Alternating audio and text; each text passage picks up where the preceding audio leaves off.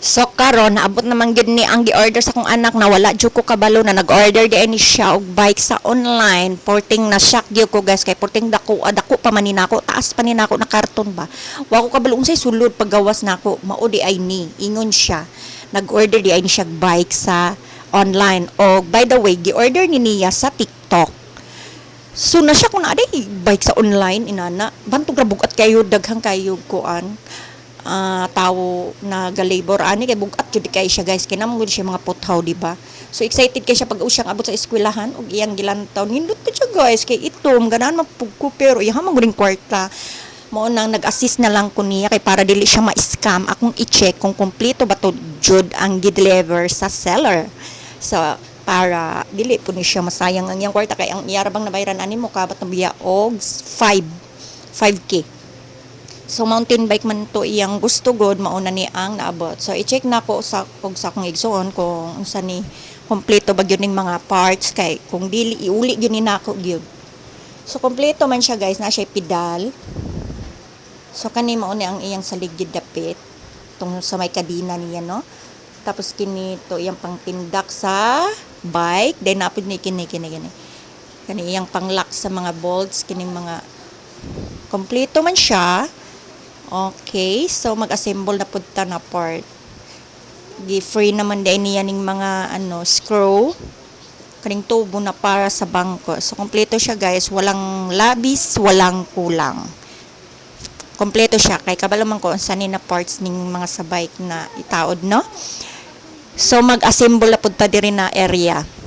Bago siya guys, nindot mo aloy man siguro ni. Murag aloy siya no.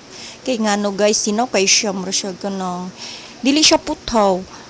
Mura siya ganang sinawon siya na ano ba? Aloy siya.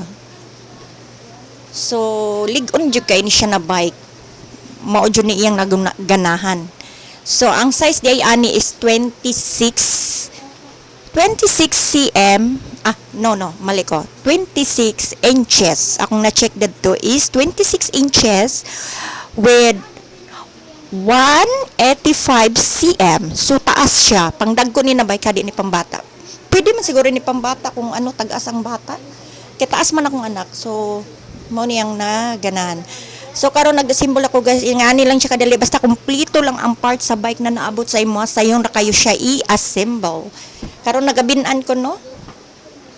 O dali raman.